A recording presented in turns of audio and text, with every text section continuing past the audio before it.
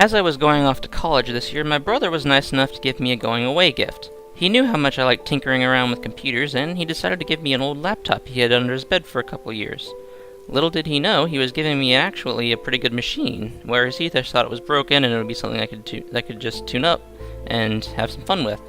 That machine turned out to be the Dell Inspiron 5520, a actually quite good laptop at the time. This laptop features 4 gigs of DDR3 RAM, a 500 gig 5400 RPM hard drive, a 13-inch 1300 by 900 resolution screen, and a quad-core i5 3210 processor clocked at 2.5 GHz. This laptop originally retailed for $600 MSRP and would have shipped with Windows 7. However, when my brother gave it to me, and probably one of the reasons why he thought it was broken, is because someone had installed Windows 8 on it. Obviously, I couldn't use a machine with Windows 8 on it, so I had to go through the painstaking process of installing one of my favorite operating systems on it. That, of course, is Linux Mint. I won't go into too much detail about the whole process. I basically just gave the laptop a quick clean as it had a bunch of stickers on it. Then I went through the trouble of getting the ISO for Linux Mint, creating a bootable USB, and putting it on there.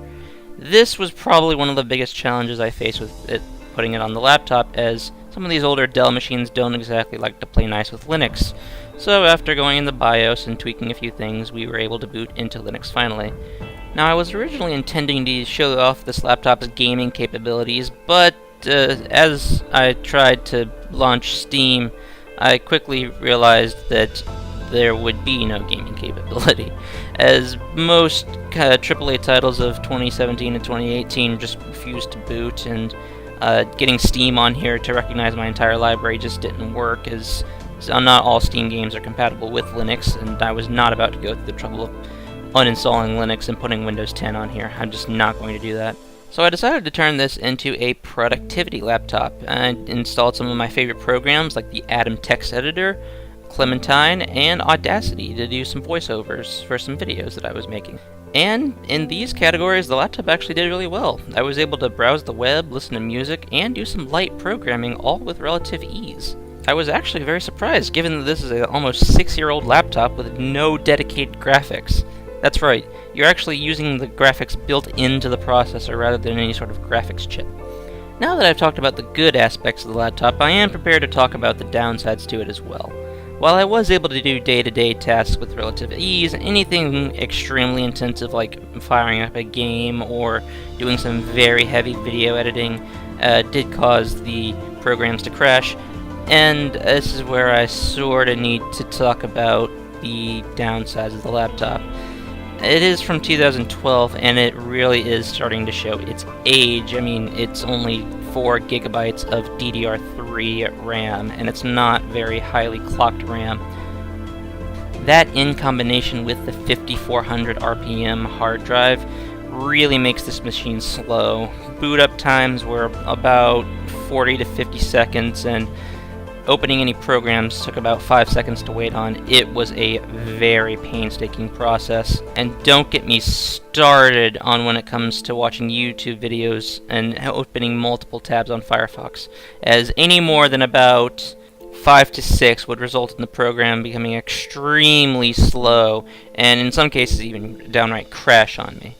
But despite this, for a laptop that I got 100% for free, I can't really complain, as it does put up a pretty good fight against some of the modern day tasks that I had for it. So ultimately, am I gonna recommend that you go out and buy a 6-year-old laptop? Well, I mean, I guess it might be worth a shot. I wasn't able to find many more of these on eBay, but the ones I were able to find were going for about $80 to $100, and if you can get something at around that price range, and it's actually not that bad of a purchase. I mean, considering a laptop this equivalent will probably run you about $400 to $500 on Amazon.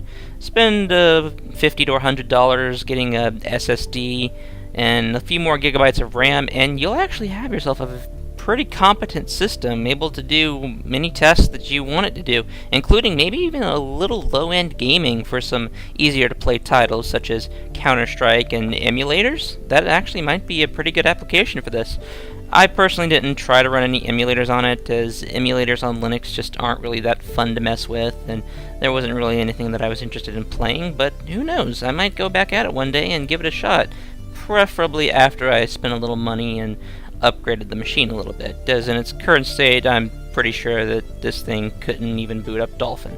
Or, as many of you are probably going to ask, play Crysis. So that concludes our little look here at the Dell 5520, 6 years after it was released, and I gotta say, it actually still has some life in it. I mean, I was surprised. I was pretty skeptical going into it, but yeah, that quad-core i5, it's quite the little powerhouse, and it might be able to serve a few more years down the road, even with some more demanding things. We'll have to see. I hope very much that you enjoyed this video, and if you did, please leave a like and subscribe, and please stay tuned to the next one. I might be reviewing some more older hardware, and we're actually going to put it through its paces and see if it can play some games. Until then, I'll see you next time, and have a great day.